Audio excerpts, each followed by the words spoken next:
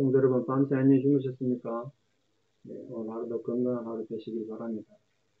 함께 찬양 드리며 하나님 앞에 나아가겠습니다. 96장 예수님은 누구신가? 모든 데 위로와 강함이 되시는 주님을 찬양합니다. 96장, 예전 차선 94장입니다.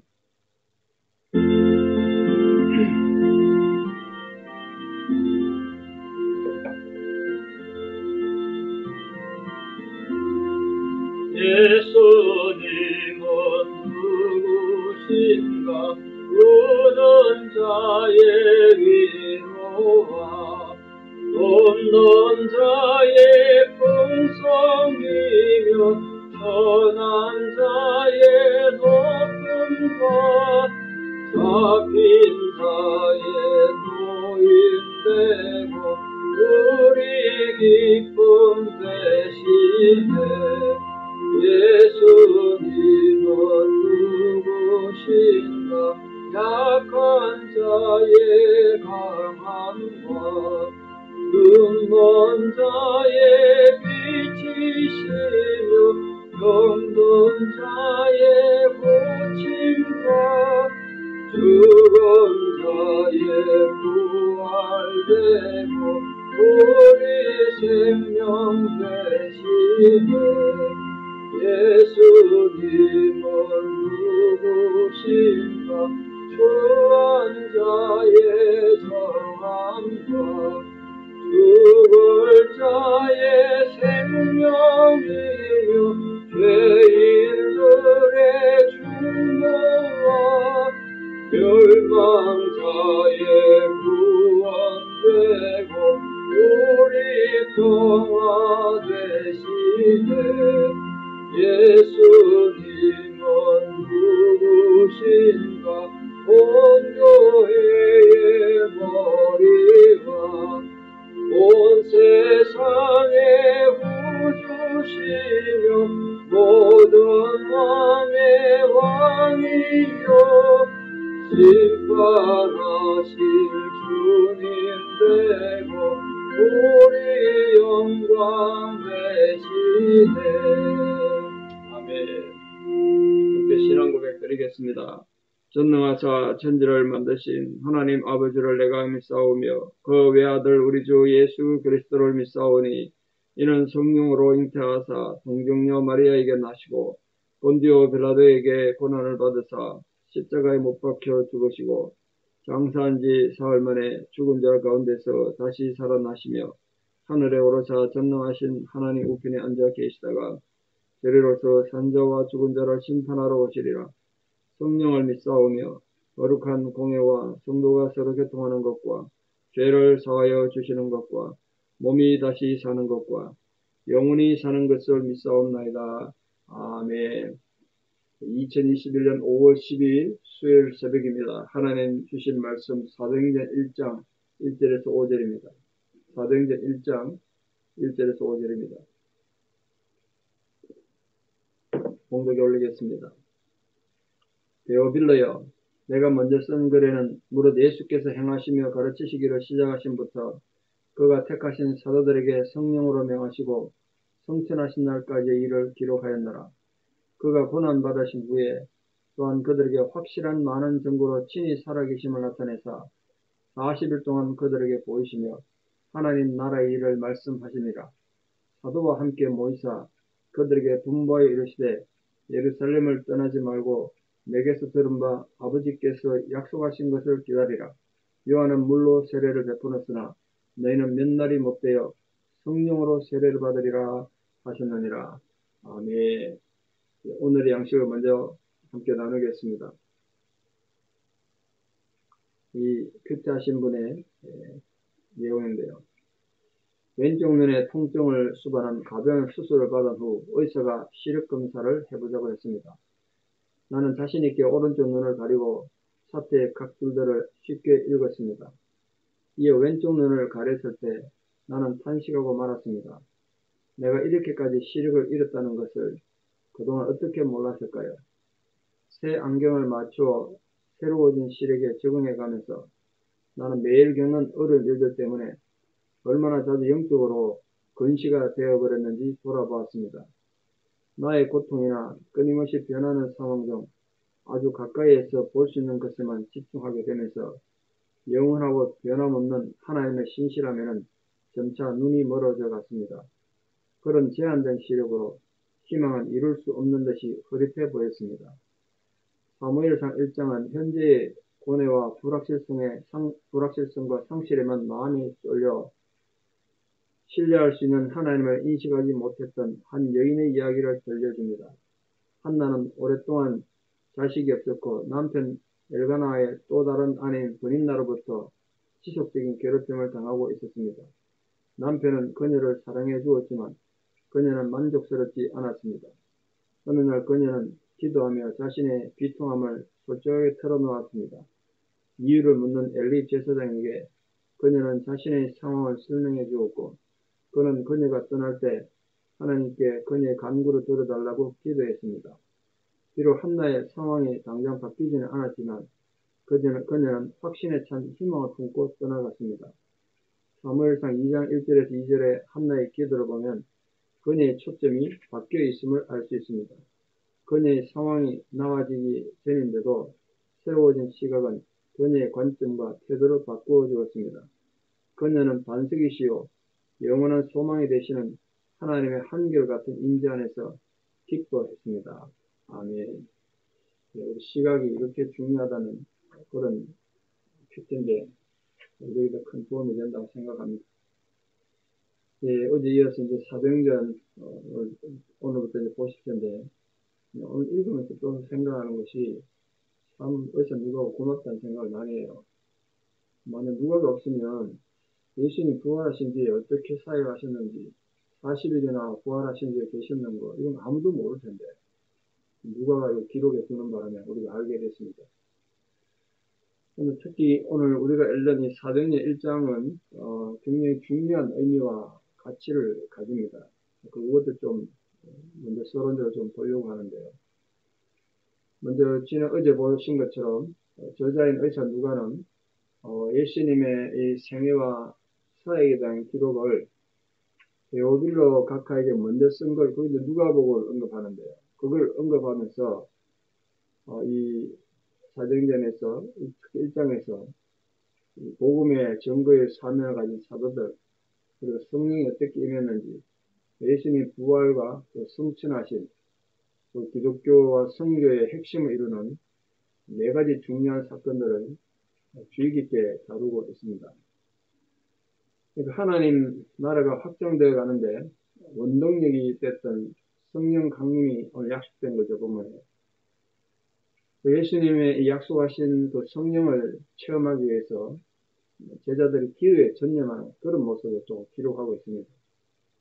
그래서 사실 오늘 이 사도행전 전체 주제다라고 할 수 있는 예수님의 그 마지막 지상명령이라고 하죠.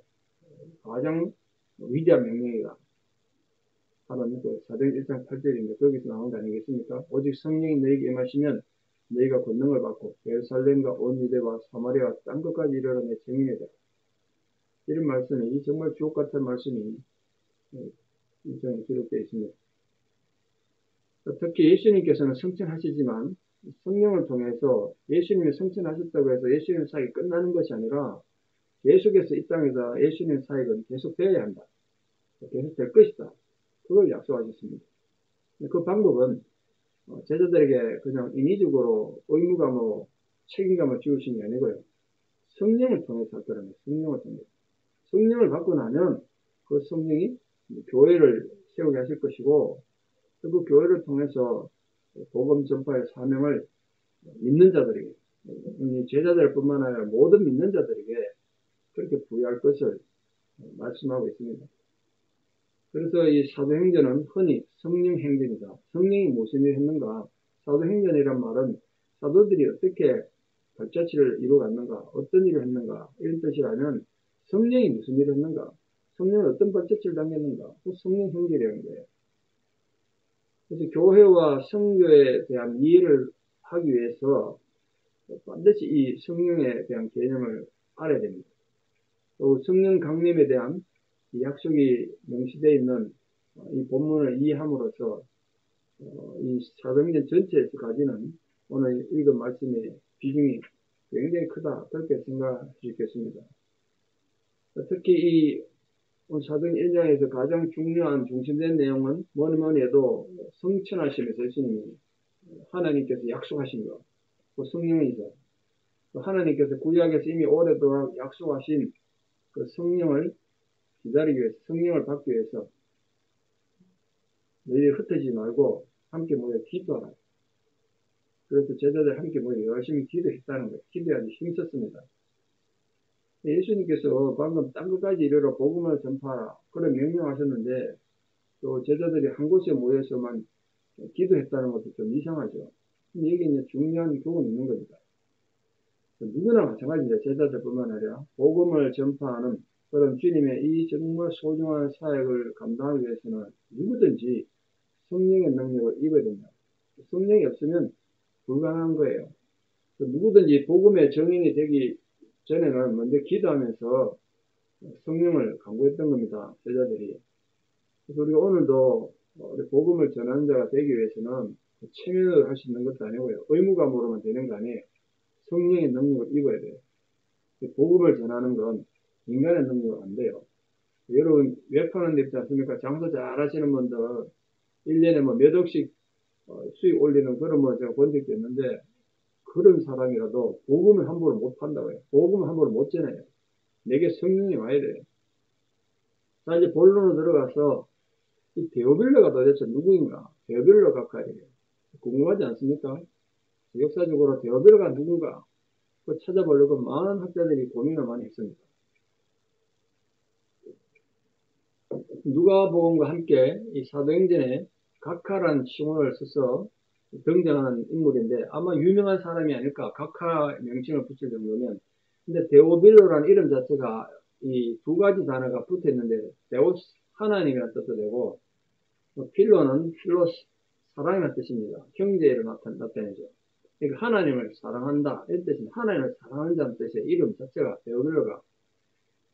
그래서 브루스 같은 신학자는 이름의 조합을 보면 실존 인물이 아니고 초대교회에 열렬한 신앙을 가졌던 기독교의 지도자가 아닌가, 이렇게도 주장합니다. 그건 한 개인 신학자의 주장이에요.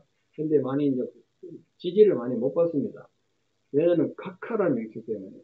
만약에 그게 기독교 지도자였다면 어떻게 그리 각하라는 존칭을 쓰겠습니까? 이게 왜냐하면 아무에게나 붙이는 존칭이 아니거든요. 각하라고 부르려면 우리는 대통령 각하 이 정도 되지 않습니까? 마찬가지예요. 각하라는 이 명칭을 이런 데에 붙이려면 적어도 로마 지역에서 총독 이상의 직위를 가진 그런 사람이 왕족 좀 돼야 돼요. 그러면 총독, 유대 지역의 총독이라고 하면 뻔한데, 성경에 등장하는 벨릭스 데스도 두 사람 중에 한 명이 아닐까, 그렇게 생각하는 학자들이 많죠. 왜냐하면 이 사람들은 예수를 믿은 건 아니지만 바울을 재판하고 기독교에 대해 궁금증을 가졌었기 때문에 그래서 그 사람들에게 기독교는 이런 정도입니다, 누가가 알려주기 위해서 쓴 것이 아닐까, 그렇게 주장하는 학자들도 있습니다. 두 번째로, 만일 그 사람들이 아니라면 각하라는 호칭을 붙일 수 있는 기독교와 밀접한 연관을 가진 사람은 누구냐? 로마 그 황제 11대 황제 도미티아누스 황제가 있는데요. 그 티투스 황제의 동생입니다. 베스파시안 황제가 있는데요. 네로가 죽고 난 뒤에 졸지에 전쟁 때 있다가 예루살렘 정복 전쟁하다가 황제가 된 장군이 있습니다. 베스파시안. 그 아들이 티투스인데 그 티투스가 예루살렘 멸망시켰죠. 그 티투스는 오래 왕위에 있지 못했어요. 병이 걸려 죽는 바람에 동생인 도미티안이 황제가 됐는데, 그 도미티안 황제의 조카인 그 티투스의 아들인 티투스 플라비우스 클레멘스라는 사람이 있습니다. 옛날에 이때만 해도 아들이 아버지의 왕위를 이어받는 그런 게 정책이 안 돼 있었어요. 그래서 동생이 왕이 된 겁니다. 조카이죠. 근데 이 티투스 플라비우스가 예수를 믿었다고 기록이 남아있어요. 신실한 신앙에 대해서 놀랍지 않습니까? 황제의 아들이. 그리고 그 사람들이 지금 예루살렘을 무너뜨렸던 사람들인데, 아마도 아내 때문에 예수를 믿지 않았을까 이렇게 추정하는데, 아내 도미틸라는 굉장히 독실한 신앙이었습니다. 결국은 이 두 사람이 왕족이잖아요. 이 사람이 신앙 때문에 도미티아누스에 의해서 그 삼촌에 의해서 작은아버지에 의해서 AD 96년에 순교당했던 기록이 남아 있습니다. 어쩜 이런 사람일지도 모르겠다. 그렇게 주장하는 사람이 있어요. 왜냐 이건 왕족이니까 각하라는 특징을 붙이면 충분히 이유가 되죠. 그리고 또 기독교에 대해서 신앙을 가졌던 사람들이니까. 그럼 또 반론을 펴는 거죠. 예수를 그렇게 신실히 믿는 사람한테 굳이 또 이렇게 써서 보냈겠느냐, 뭐 이렇게도 주장해요. 세 번째 등장하는 게 이름은 알 수 없지만 아가야 지방 그 총독으로서 누가의 전도를 받고 회심한 사람인데 말년에 누가 출생지인 안디옥에서 부유한 가정생활을 하면서 교회를 나오게 됐고 신앙을 가지게 됐고 감독까지 된 사람이 있다는 거예요. 그 사람에게 썼을 것이다. 뭐 그것도 다 추측이죠. 어떤 사람은 뭐 유대인 제사장 가운데 같은 이름이 있어서 데오빌레라는 사람이 있어서 썼다는 그런 추측도 있는데 하지만 누구인지 단정하기는 어렵습니다. 한 가지 분명한 실제 했던 사람이 총독이라는 이름까지 붙인 거 보면 그리고 로마의 높은 관직으로서 기독교에 대한 관심과 이해가 있었던 사람인 건 분명합니다. 왜냐하면 사도행전 자체가 기독교의 입장을 옹호하는 기독교를 설명하는 복음을 전하는 그런 문서니까 편지죠, 편지. 그러니까 성교에 영향을 끼쳤던 분인 건 분명한 것 같아요. 우리 사실 누군지 그거보다도 어떤 내용인가 이게 중요하죠. 오늘 본문에 보면 두 번째로 누가가 데오빌로에게 이 성경을 보내기 전에 사도행전을 보내기 전에 보냈던 글에 이렇게 내용이 나오는데 거기는 무엇이 기록됐는가? 근데 누가복음을 말하는 거죠. 거기서는 예수님이 행하시고 가르치기를 시작하신부터 누가복음은 다른 복음서에 없는 많은 아름다운 예수님의 사역들을 이렇게 기록하고 있습니다. 그리고 문체가 너무 아름답습니다. 이 사람이 헬라인이니까 그렇겠죠. 택하신 사도들에게 성령으로 예수님께서 복음을 명하시고 성천하신 날까지 일이 기록되어 있어요. 그게 누가복음이에요. 근데 그 뒷얘기를 쓴 거죠. 사실은 누가복음 속편이라고 할 수 있죠. 사도행전은.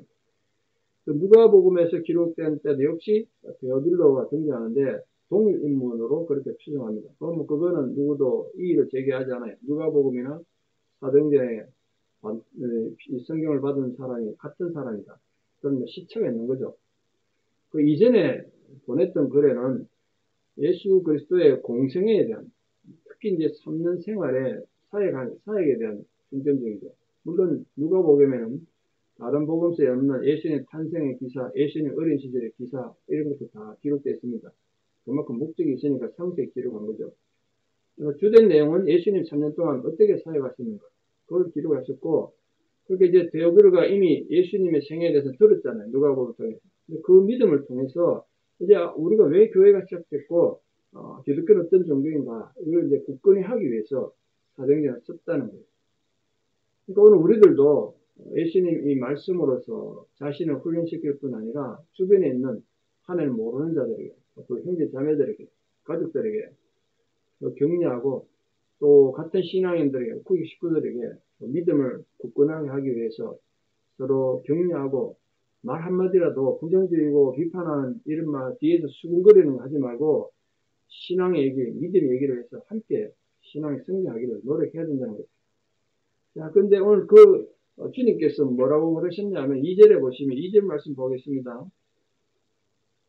그가 택하신 사도들에게 성령으로 명하시고 예수님께서 사도들에게 성령으로 명령하셨다는 거예요. 예수님의 사역이 성령의 지시에서 이루어졌다는 뜻인데 동시에 그 사역이 지금도 계속될 텐데 성령에서 계속될 거라는 거예요. 그럼 도대체 성령이 뭐냐? 이렇게 묻지 않겠습니까?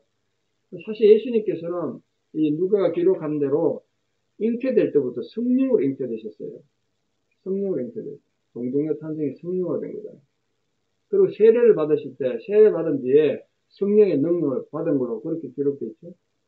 또 성령에 인도되어서 세례받은 뒤에 광야로 성령의 손에 이끌려서 나가셨어요. 그래서 40일간 금식기도 하신 후에 성령에 의해서 또 시험도 받으셨어요. 그리고 또 성령의 능력을 직접 그렇게 체험하셨죠. 공생에 시작하시기 전에 성령의 능력을 받았고 그 성령에 의해서 사역을 계속 하셨단 말이에요. 바로 그 주님께서 그 성령을 이 부활하신 후에 제자들에게 이제 너희도 성령을 받아야 한다. 그렇게 약속하신 것이 이 사도행전의 시작이라는 거예요. 그걸 관점으로 우리가 생각할 때 하나님의 거룩한 일은 누구든지 성령의 도움에 의해서만 가능하다. 그걸 항상 기억하셔야 돼요. 그러니까 목사든 평신도든 우리가 하나님 일을 하기에 앞서서 그것이 무슨 일이든 성령의 능력을 받는 것이 굉장히 중요하다. 그걸 가르치는 책이 사도행전입니다. 두 번째 주제가 예수님 고난에 대한 내용입니다. 고난 받으신 후에 그렇게 말하고 있습니다. 고난 받으신 후, 그 고난이 뭐냐? 뭐 다들 잘 알겠습니다만, 인간의 이 죄악의 무게를 지고, 인간의 그 끔찍한 죄의 무게를 다 지시고, 온갖 멸시와 고통, 순환 당하시고, 세상죄를 몸소 십자가에 담당하신 그 십자가의 죽음을 말씀하시는 거죠. 그건 이제 다 안단 말이에요. 예수님 십자가 사건 워낙 유명하니까. 바로 그 고통 당하신 후에, 그 지옥적인 고난 후에 친히 예수님께서 살아 계심을, 부활하심을 나타냈다는 거예요, 제자들에게. 그래서 이 바울도 누가와 같이 고난 받으신 후에 제자들에게 확실한 많은 증거로 예수님이 살아계심을 증명했다는 거예요. 사실은 예수님의 부활을 가장 확실히 증거한 분은 예수님 자신이세요. 일방적으로 다른 사람들에게 나타나지 않았습니다만, 그러니까 우리들의 무엇보다 더 금은 이 추악한 죄를 다 사해 주시고 우리를 하나님 존귀한 자녀 삼으신 그 예수님의 고난, 그게 우리의 신앙의 기초고 삶의 기초 아니겠습니까? 그러니까 우리가 이제 그 감사함으로 그분이 살아계심을, 부활하심을 증명해야 된다는 거예요. 그런데 예수님께서 그럼 부활하셔서 뭘 하셨는가? 이거 굉장히 중요한데요. 왜냐하면 상식적으로 이해가 안 되는 일을 하셨어요. 우리 같으면 자기를 죽인 제사장들, 헤롯 대왕, 이런 사람들 나타나서 너희들이 나를 죽였지만 난 부활했다 이렇게 증명함으로써 그들을 완전히 권위적으로 굴복시킬 텐데 그런 일은 전혀 안 하셨어요. 근데 부활하실 동안 뭘 하셨는가? 오늘 본문에 하면 딱 성경 한 군데 기록되는데 40일 동안 계시다. 40일 동안. 친히 뭘 했다고 하냐면 본문에 하면 부활을 증거하시고 살아계심을 나타내셨다. 확실하게 부활을 증거하시고 또 하나님 나라 일을 말씀하실 때 예수님 부활하기 전에 그때도 하나님 나라 그걸 계속 설교하셨고 부활하신 후에도 하나님 나라 천국을 계속 말씀하셨다는 거예요. 부활하시니 아시다시피 무덤에 찾아온 마리아와 여자들을 가장 먼저 만나주실 거예요. 엠마오로 절망하면서 떠나가는 두 제자들을 만나주시고 음식을 먹으려고 숨어서 두려움에 있는 10제자들 모였을 때 갑자기 나타나셔서 제자들을 너희들이 평안하냐 그렇게 물으셨죠. 또 갈릴리로 돌아가서 고기 잡고 있던 그 제자들에게 오셔서 그물이 찢어지도록 고기 잡게 해주심으로써 부활한 자신의 모습을 보여주십니다. 그 이후에 자기가 미쳤다고 예수를 미쳤다고 그렇게 말하는 절망하고 있던 동생 야고보에게 따로 나타나셔서 그 야고보를 동생으로 제자로 삼으셨습니다. 그 얘기는 나중에 하시기도 하고요. 예수님께서 부활하신 후에 천국 복음을 믿고 세례받는 자들은 이제 구원을 얻는 논리를, 중요한 구원의 도리를 세우셨지만 그 복음을 거부하는 자는 정죄를 받을 것이다. 그것을 이제 천국 복음인데 이걸 땅끝까지 전파하라는 거예요. 예수님께서는 부활 후에 40일 동안 죽어 자신의 부활과 하나님 나라의 복음을 전가하셨다는 것. 이게 굉장히 중요해요. 그렇기 때문에 예수님께서 만민에게 전하기 원하셨던 그 부활의 증거 하나님 나라의 복음은 지금도 전해야 되는 거예요. 이 지상의 종말 때까지, 인류 종말 때까지 계속 전해야 되는 거예요. 세 번째로 예수님께서 제자들에게 뭐라고 마지막 당부하셨느냐? 4절에 예루살렘을 떠나지 말고 내게 들은 바 내가 약속한 아버지가 약속한 것을 기다려라. 예루살렘을 떠나지 말라는 건 이 제자들 그냥 두면 뿔뿔 흩어져서 자기 갖고 다 가버릴 거라는 거예요. 뿔뿔 흩어지지 말고 한 곳에 모이라는 건 여기 서로 격려되고 위로하고 함께 신앙 훈련을 받으라는 거예요. 함께 신앙 훈련을 받아. 그럼 하나님께서 구약의 여러 선지자들에게 이미 계시하셨던 그 하나님의 영, 성령을 너희들이 받을 것이다. 그 하나님 뜻을 온전히 이루려고 하신 거죠. 그 약속하신 게 이제 성령의 강림이죠. 하나님 약속하신 거. 그 성천 후에 하나님이 약속하신 성령이 임하기로 되어 있었습니다. 그래서 그 말씀에 순종해서 제자들이 함께 모여 기도할 때 성령의 능력을 입으신 거 아니겠습니까? 만일 그 성령의 능력을 체험하지 못한다면 예수님의 십자가와 부활에 대한 정의는 절대 될 수 없어요. 뭐 도덕적으로 우월한 사람은 될 수 있을지 모르겠습니다. 우리가 예수 믿는 사람이니까 착하게 살아야지. 그 정도는 될지 모르겠지만 성령의 사람이 될지 못하는 거예요. 복음을 전가하는 정인의 삶은 안 되는 겁니다. 마지막 결론적으로 성령이 오게 되면 어떤 일이 벌어진다고 5절에 말씀하셨느냐. 성령으로 세례를 받을 것이다. 그렇게 말씀하셨어요. 이건 이제 요한이 풀었던 물세례와 예수님께서 비교해서 설명했지 않습니까? 물세례가 의미가 뭐 가장 중요한 게 죄를 씻는 외적인 의식이라는 거예요. 물이라는 게 씻어낸다는 개념이 있지 않습니까?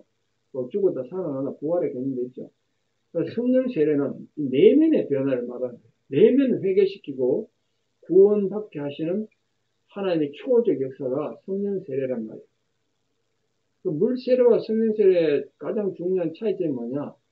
뭐 이런 차이점도 있지만 더 중요한 거죠. 물세례는 개인의 의지에 따라 받을 수 있어요. 누구나 받을 수 있죠. 그러나 성령 세례는 전적으로 하나님 은혜, 내가 받고 싶다고 받아지는 게 아니에요. 성령 세례 달라고 한다고 주는 게 아니에요. 하나님 은혜로 되는 거란 말이에요. 물세례는 성령 세례를 받은 자가 외적으로 자기 신앙을 고백하는 그런 표현이죠. 사실은 물세례보다 중요한 게 성령 세례죠. 성령의 세례를 받지 않고 구원에 대한 확신이 없고 진정으로 회개하지 않는 자가 물세례를 받을 수도 있죠. 그건 무의미하고 의미가 없는 거죠. 진정한 성령의 내주가 먼저 있고 예수님이 정말 믿어지고 자기 죄에 대한 전심으로 회개를 함으로써 은혜를 받아서 성령 세례를 받고 우리가 구원에 이르게 되는 거죠. 말씀의 결론을 맺겠습니다. 이제 오늘 사도행전의 첫 문을 여셨는데 우리 모두 성령의 역사를 받아서 성령의 사람으로 살아갈 뿐 아니라 사도행전은 28장으로 끝납니다만 이것은 열린 문장으로 끝났어요. 끝이 없고요. 마지막 인사도 없고 계속 쓰여지는 거예요. 2021년 5월을 살아가는 우리들의 삶이 사도행전에 계속 연결해서 쓰여지는 겁니다. 부디 사랑하는 성도님들이 주님의 제자로서 주님이 말씀하셨던 성령을 받고 천국의 증인이 되고 예수님이 부활의 증인이 됨으로써 능력 있는 삶을 살아가는 우리 모든 성도들 되시기를 진심으로 축원합니다. 기도드리겠습니다. 사랑의 하나님의 은혜를 감사합니다. 두려움과 절망 가운데 쓰러져 있던 제자들을 이렇게 세우시고 그들에게 약속하신 성령을 내려주셔서 놀라운 변화를 이루어 용기와 담대함으로 세상을 향하여 외칠 수 있는 증인의 삶을 살게 하셨습니다. 주여 저희들에게도 그 성령을 허락하여 주시옵소서. 우리들이 때로는 추악한 죄를 짓고 하나님을 불순종하고 배신하여 악한 상황에 있었다고 해도 성령께서 우리에게 찾아와 주셔서 죄를 깨닫게 해주시고 회개할 수 있는 능을 주시고 참으로 하나님 존귀한 자녀로 살아갈 수 있도록 우리 생각과 감정과 모든 느낌과 영육의 모든 것이 성령에 사로잡힌 성령의 사람으로 살게 하여 주시옵소서. 그리하여 정말 주님이 약속하신 바를 우리가 끝까지 충성함으로 우리도 하늘나라의 복음을 전하는 복음의 전사들이 다 되게 도와주시옵소서. 또한 우리 육신의 질고로 고통받고 병상에 있지만 하나님의 영이 그 병상에 임하여 주시는 은혜가 있어서 고생하는 우리 모든 투병중인 환우들 또 노안으로 고생하시는 어르신들의 힘겨운 상황에 주의 위로와 사랑이 함께하여 주시옵소서. 이제는 우리 주 예수 그리스도의 은혜와 하나님 아버지의 만극하신 사랑과 성령님의 위로 교통 역사하심이 성령의 임재를 사모하고 성령의 사람이 되기를 결단하는 우리 사랑하는 성도님들의 신앙의 고백 위에 또 특별히 투병 중인 우리 사랑하는 교우들 위에 또 원근 각지 흩어져 있는 우리 사랑하는 모든 자녀들 삶 위에 이제부터 영원토록 함께 하시옵기를 간절히 축원하옵나이다. 아멘. 예, 여러분 오늘 하루도 승리하시고 저녁에 수요예배도 많은 참여 부탁드립니다. 감사합니다.